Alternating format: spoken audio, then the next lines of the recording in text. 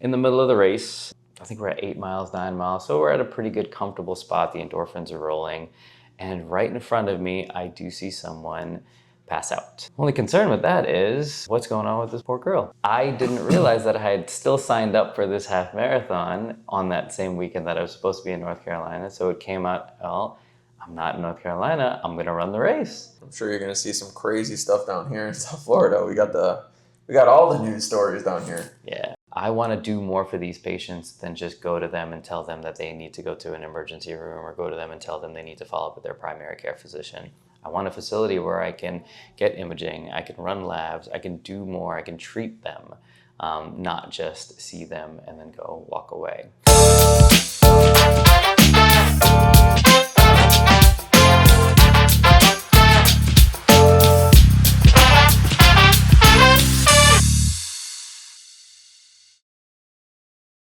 What's going on, guys? We're here with Trufa Med and Ascent Management. We're going to bring you the latest and greatest on the med spa and urgent care side with a brand new location called Trufa Med. Beautiful inside. And we're here with Dr. Shane Naidoo. Hey everyone. He is, I'll let him give a little bit of a background about himself, but he is one of the top ER doctors was in the Northeast. Now he's bringing down to sunny South Florida. But Dr. Shane, Dr. Naidoo, Yeah. how are you doing? I'm doing all right. This transition to Florida has been a tough one for me. I had to leave my friends, my family, a lot of the things, the roots that I built in New Jersey and New York. So that part's always tough, but sometimes change is good. And change is always better when it happens for good reasons. You don't want to wait until things are going wrong before you have to make up switches. So I'm pretty blessed to say I have this opportunity. That's awesome to hear. Blessings from above, huh? Yeah. Now let's start with a little bit about who you are so that people know you and they can get familiar with you and see. We'll go into like what you guys are building out over here, what you're bringing to the South Florida community. But I would say let's start with, how'd you get into medicine? Where'd you grow up? Tell us about it. So I was born and raised in New Jersey, the great state of New Jersey. Everyone's known for such awesome things out of there. But regardless, I did most of my public schooling there and then ended up going to college in New York. I did most of my medical training in New York City, specifically Brooklyn. And so I have to shout out Brookdale for that. That one is a pretty important hospital to me. That's where I got my emergency medicine training. And that was pretty much what prepared me for what I currently am, which is a board-certified emergency medicine physician. It has been a wild ride to do stuff like that. The field of emergency medicine is ever growing, ever changing. And for those who don't know, when you speak of emergency medicine, you're thinking of the way this was created was they took all of the different fields of medicine, dermatology, neurology, cardiology, endocrinology, every single field that you could think of. It's a lot of ologies. All the ologies. All the ologies. And they said, let's take the 10% of critical, life-threatening, and immediate care diagnoses and pathologies associated with this and make one specialty based on all of it. So that is what my training is. I take all of the critical cases in trauma, in strokes, in heart attacks, in infections, in everything, and I train solely in all of that across the board. So when you speak to an emergency medicine physician, they may not know some of the nuances of chronic care, long-term care, secondary to some of the pathologists or some of the radiologists or some of the endocrinologists. But what we do is we'll take care of you right here, right now, when you need it the most. So that's what my training and my specialty is in.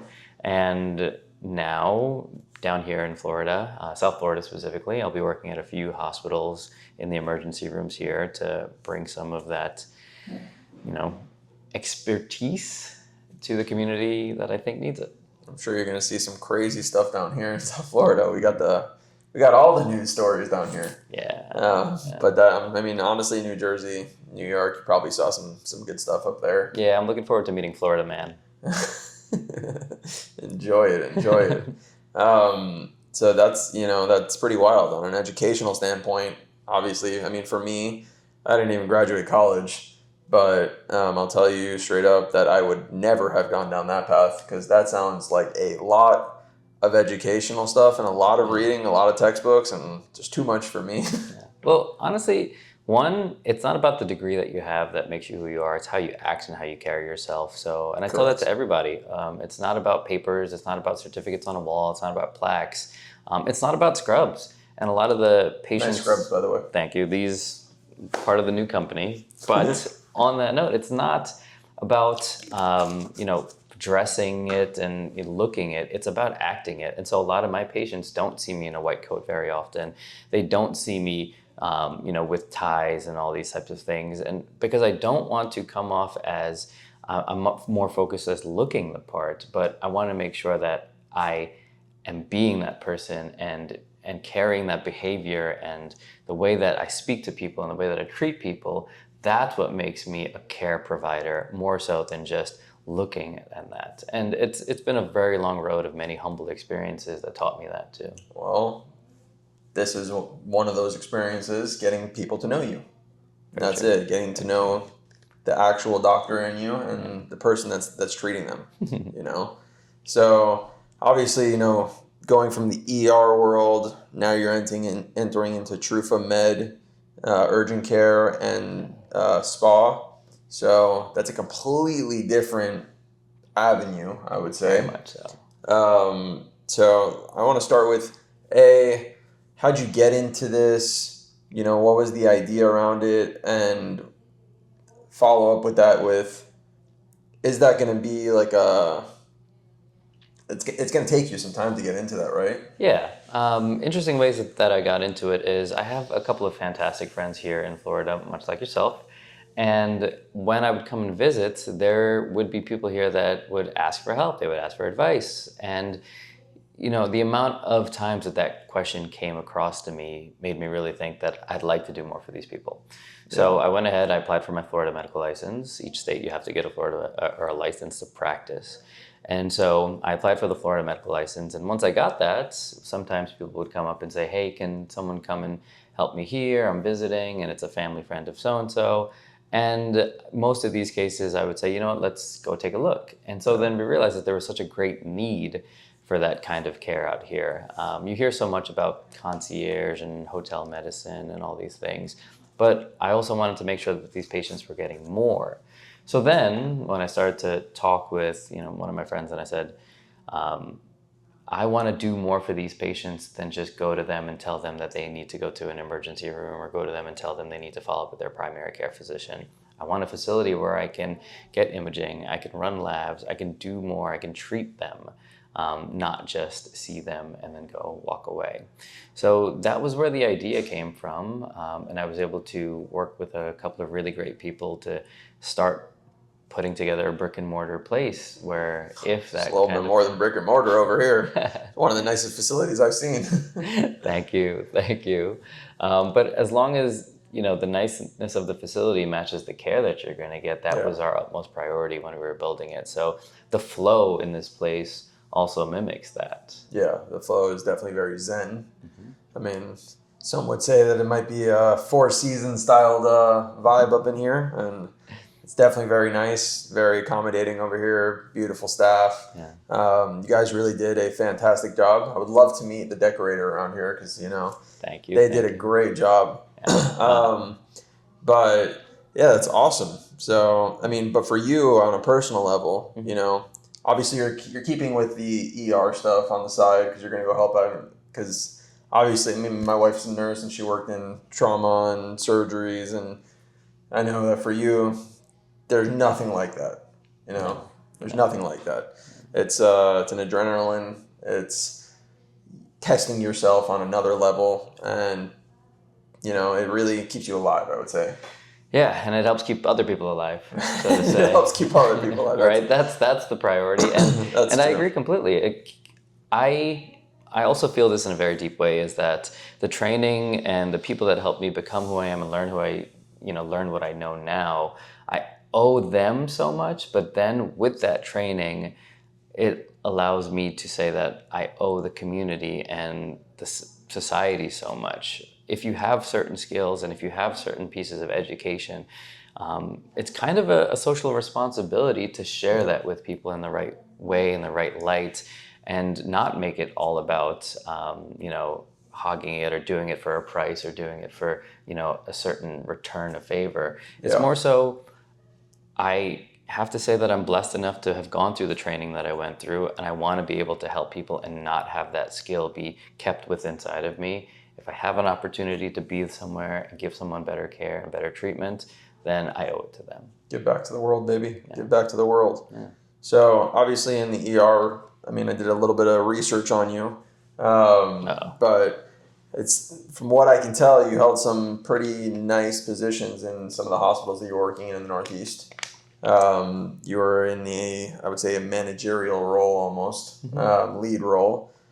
So what are some of the main points that you learned as leading in those positions that you can bring to an urgent care facility that's obviously not as critical and life-saving, but as long-term care, understanding the patients, understanding what they need, and also communicating with your staff, Some of that goes back to my initial reasons for going into emergency medicine and who helped train me, who helped me find out who I want to be. One of my mentors, his name was Dr. Khalud Kume. He was one of the biggest reasons that I went into this field. And when I worked with him, I was actually a scribe. And so I would do... You were a what? A scribe. And that sounds like it sounds like an old tablet etching a stone. But basically that is what it is. I would follow a physician around and he would dictate his findings and he would have a conversation with the patient and I would be on a laptop doing the charting. So that way by the time he finishes in that room, he's ready to see another patient. That's how you started? Mm-hmm. Yeah. No way. Yeah, so that was cool. The efficiency throughout that was amazing, but it really was such an incredible opportunity for me because I met the man that made me decide to go into emergency medicine. And one of the things that he instilled upon me very, very deeply was you're not a true emergency medicine physician until you're ready to do every task from top to bottom. You are going to be the person that has no sort of shame, no sort of pride, no sort of ego. When it comes to triaging a patient, you're willing to do it. When it comes to cleaning the beds, you're willing to do it. When it comes to mopping the floor, you're willing to do it. When it comes to putting in a central line, you're ready to do it. Catheters. Exactly. Yeah. And there's no limitation for what you can and should be willing to do when you step foot into an emergency department. And that's something that I've carried with me very strongly here in this facility. The staff here knows I'm never going to ask them to do something that I wouldn't personally be willing to do myself. Yeah. And that doesn't matter their title, their role, their certification, their background. We all are here for the same reason, and that's the betterment of a patient and efficiency when it comes to care. And so that's how I've kind of created the movement and the flow within this facility, within the staff, within how you get care here. Ecosystem. Yeah. Building an ecosystem. I love it. Yeah. The Trufa Med ecosystem. Yeah. That's awesome. That's awesome. I love the scribe thing though. Still humble beginnings, man. It's really, humble beginnings though are the ones those are in my opinion, on the physician level, but not even on the physician level, on the general level of people. Yeah. Humble beginnings are they make the good people. Yeah. But let's talk a little about what's going on here, actually before we go that, okay. There's one main thing that I wanted to bring up today, because it's obviously, when I was doing my research, I saw some really cool things about Dr. Naidoo. Okay. Let's talk about these marathons and some events that have happened in marathons on the way. In case those that don't know, Dr. Naidoo helped save a life of a young woman on a marathon that he was running it was in New York, no? This one was in Jersey City. So Jersey City. On the cusp of it. So, what was it, 5K, 10K? This was a half marathon. Marathon. 13 miles, 13.6 or so. So you're running along, and tell people what happened. Sure. So I never do this for the fame. I never do this for all of this publicity and Oh, stuff. it wasn't planned. It was not It was planned. not planned. Right. But I am an avid wannabe athlete, I guess. And so I'll try my hand at a lot of things. I got into cycling a couple of years ago, and then that led me to a whole community of people who were into running, and so I got into that, and that led me into a whole nother community of people who were into triathlons. Started to get into that, and so throughout the year I would participate in some long distance races, some bike races, some triathlons, and one that was very near and dear to me was the Jersey City Half Marathon. So that was in my hometown. So the town that I live in was in Jersey City, and there's a race there, the Jersey City Half Marathon, and that one felt really great because it was right inside of my own hometown. So I said, let's do it, let's sign up for it. Actually, there was a few reasons why I shouldn't have been there.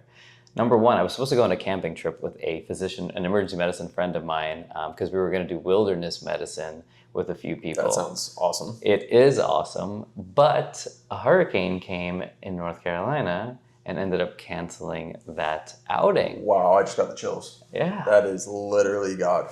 So That's wild. I didn't realize that I had still signed up for this half marathon on that same weekend that I was supposed to be in North Carolina. So it came out, well, I'm not in North Carolina, I'm going to run the race.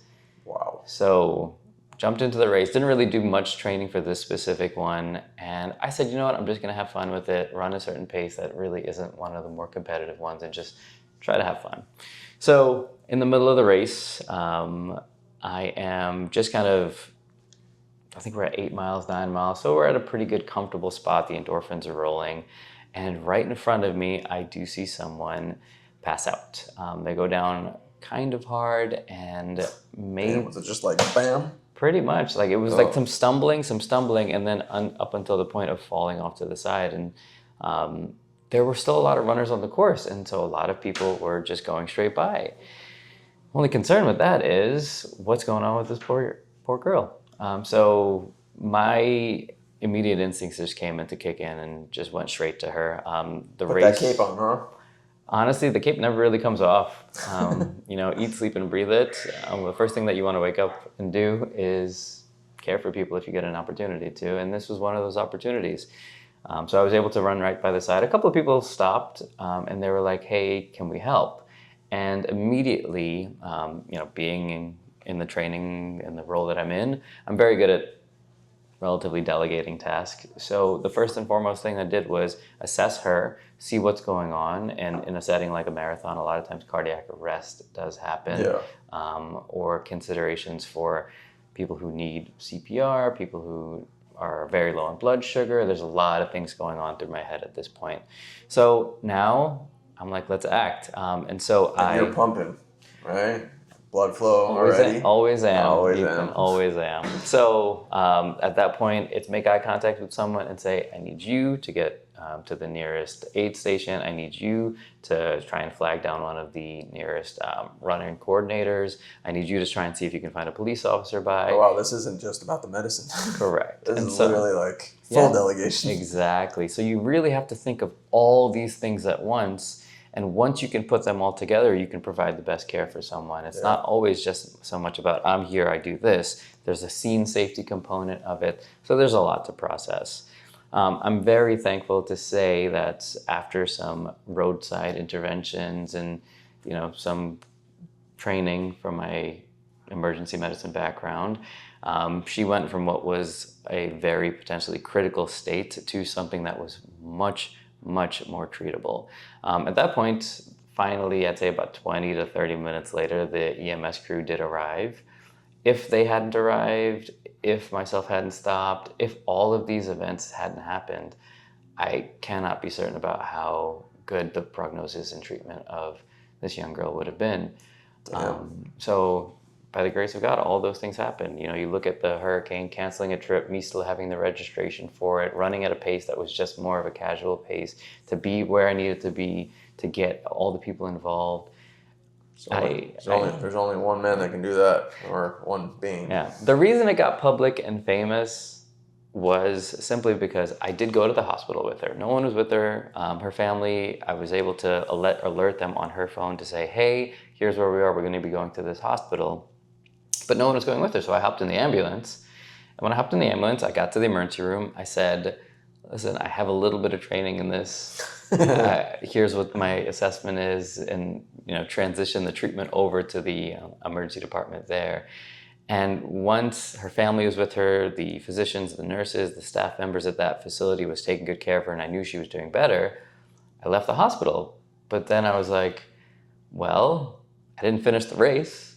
So I hopped back on the course. No, you didn't. And I started running.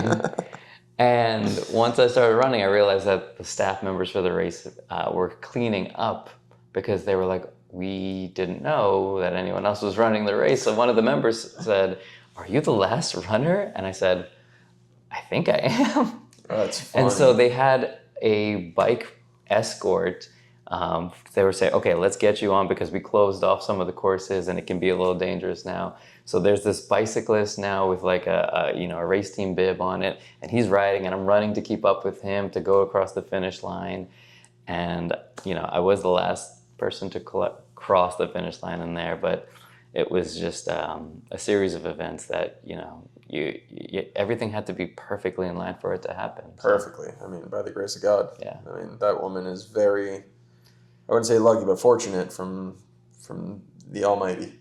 Oh, and she's an incredibly sweet woman. She's a high school gym teacher. No way. Yeah, she coached. Small world. She coached one of my cousin's kids. Wow. In the past. That's a small world. Her family is incredible. She's invited me to a couple of the school fundraisers for the basketball team. So you guys stay in touch? I try my best. Wow. And that's wild. Yeah, she really is a sweet person. You forgot one main thing about the story, though. What's that? I heard that there was a very, very nice gesture made at the end of this of you finishing the race. Which one? I don't know if it's true, but rumor is that you got a medal. And you actually ended up cutting it in half and splitting it with her. I did. So those medals, look, they're more so a reminder of the day that you went through, and more so the piece of material that just triggers a sense of accomplishment within you. And, when I held that and I got mine, I said, you know what, this entire day wasn't just for me. This entire day was for so many other runners, but in this case, was about this girl. Yeah. And I wasn't the only one that deserved this. And because she didn't finish, I didn't want her to feel like she didn't deserve it. And so once I got mine, I said, half of this doesn't belong to me, half of this belongs to her. So I was able to grab some tools, tried my best to do the cleanest cut I could down the middle. And the next time I saw her, which was, when she was out of the hospital, I gave her that half, and kudos to you. It's really nice. I mean, obviously, people I'm sure from that can understand the kind of doctor you are, the kind of person that they're going to get treatment from over here, and what you bring every single day to the table and to life in general. Physicians are people. Having a heart is something. I mean, listen, I know a lot of physicians. My wife worked with a lot of physicians. I've been around hospitals enough. I would not say that most are like that. A lot, I'm not going to talk ill on the position, but a lot of them get very haughty in their head. Yeah. But it's nice to see that down to earth, caring and loving, culture. And I'm sure that has to do also with your family and your background. Yes. Your family's from Trinidad and Tobago. The islands, baby. Yeah. The islands. You see, that's the hospitality of island people also. Very much so. Like I said, I've gone through a lot of experiences that have made me who I am today. And, everyone can say that, but most of mine have been very humbling. They've led me to a path where I'm not trying to do things out of pride and ego. And something that I learned very quickly in the emergency department is that those moments of pride and those moments of egos, they can distract you, they can lead you astray very quickly. And in a field like mine, it can actually cause people to die. Yeah. So there is no room for that in what I think is portions of healthcare, and especially not the emergency room. And it's not something that I bring here into this facility, and I've instilled that upon the staff members who have been so gracious to come and join us to work. Yeah, I would say one of those is like listening to the nurses in general. People, a lot of doctors, they look down on nurses, unfortunately. And nurses, at the end of the day, in a lot of hospitals specifically, and a lot of cares in general, nurses are on the front line. They see more shit out there than most people. Yeah, and I'm very blessed. My family includes 2 nurses. My sister and Oh, mother really? are both nurses. No way. And so... Shout out to them. Yeah, I know for a fact that if I ever said or did something disrespectful to a nurse, it would be like doing that to my own family member. And, I don't want to have to think like that all the time, but sometimes that does get the point across. Yeah.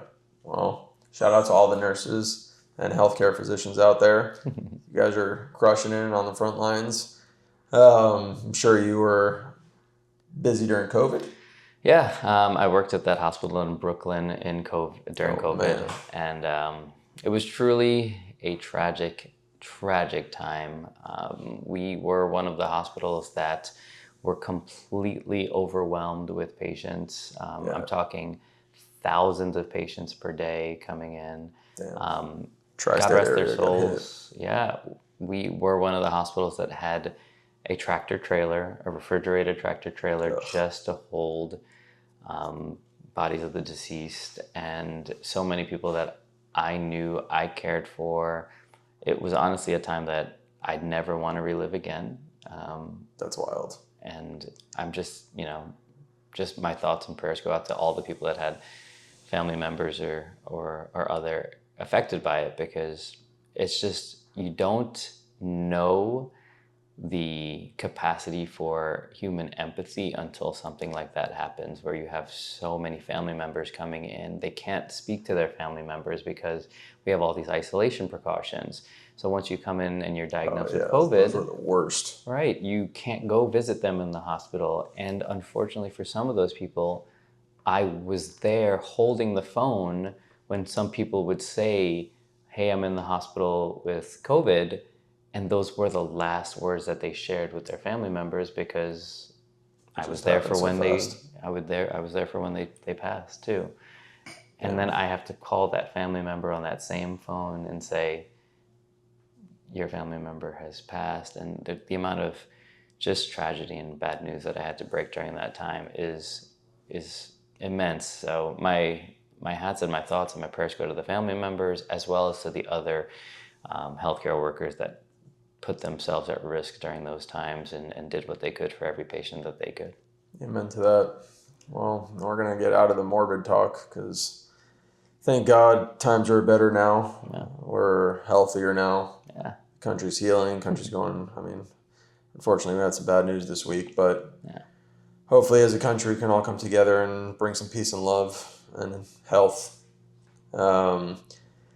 But let's jump into more about Trufa. Sure. And the future of what you're bringing to the table over here. So obviously Trufa is a beautiful place. It's a beautiful urgent care. You guys didn't stinge out on any detail of the place. Right. You have amazing staff.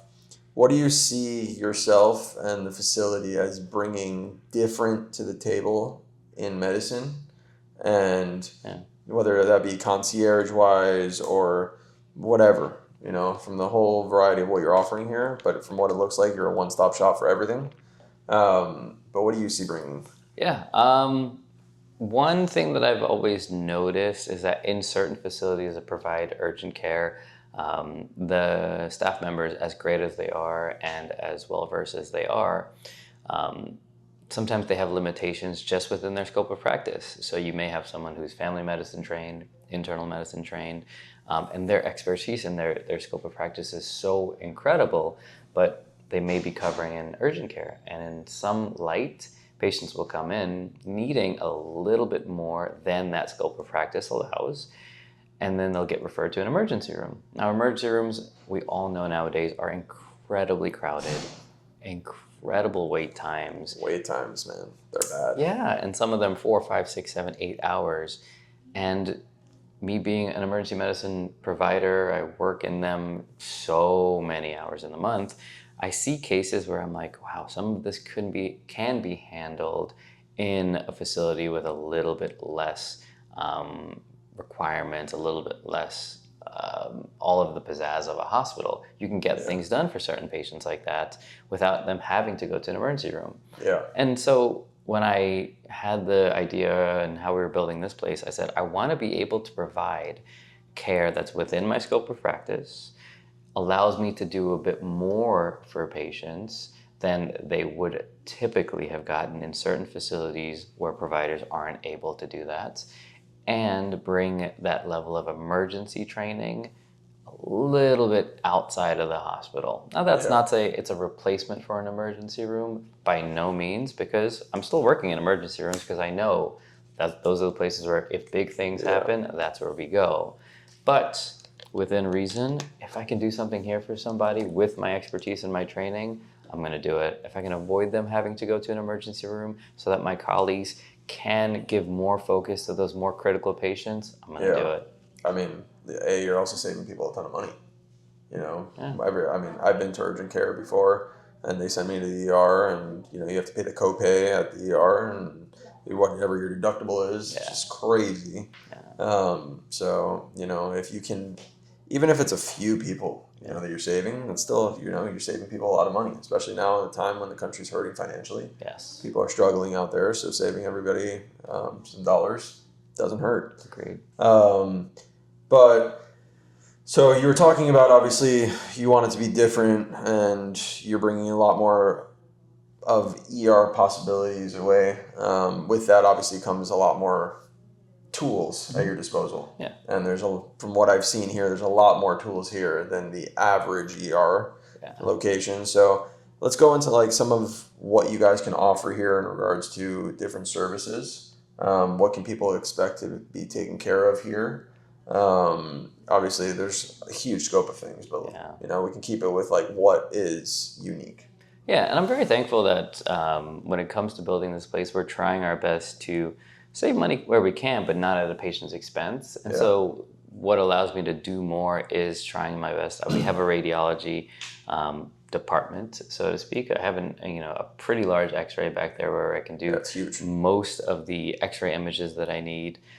We currently have a couple of ultrasounds where I'm able to look into certain structures much deeper, try and find things that can really change management with my own ultrasound experience and relative expertise. We have some pretty cutting edge technology when it comes to labs and taking blood work. I'll be doing that later. Yeah. So we'll treat you really well. And we are trying to do some, minimal to moderate resuscitative capabilities here for those people that I say, okay, you know what, this doesn't need an emergency room, but this needs a little bit more treatment. And we're not ever going to be a replacement for an emergency room, but with the ultrasounds, the radiology, i.e. the X-ray equipment that we have, some of the digital otoscopes and ophthalmoscopes that I have, the lab equipment that I have, it just lets me do so much more for patients in a relatively quick fashion. So I think with that, it lets me blend all this up-and-coming technology that's becoming so much more portable and so much more affordable to a community that doesn't need to go to an emergency room right now. You're basically a buffer. You're one more buffer before having to go to an emergency room. Yeah. And you're adding an extra layer, which is huge. Correct. So you brought up new technology, right? Yes. So, obviously we're getting into the AI generation, artificial intelligence, and we're seeing all this AI stuff specifically in the medical field. Yeah. It's a very cutting edge, unique. I mean, I've seen videos of neurosurgery with AI, being done. Elon Musk had spoken about how when they installed the Neuralink, it had to be assisted with AI because it had to be so perfect, So obviously we're going to see it affect more and more on the medical field. Yeah. But, what do you see for the future there? And obviously, I don't think they'll ever be able to take away the human aspect to it because, it's still, people want care. Yeah. whether it's going to be secondary background where the AI is checking work, but what are your thoughts on it? So I am appreciative and I see the benefits and all of the excitement that AI technology brings.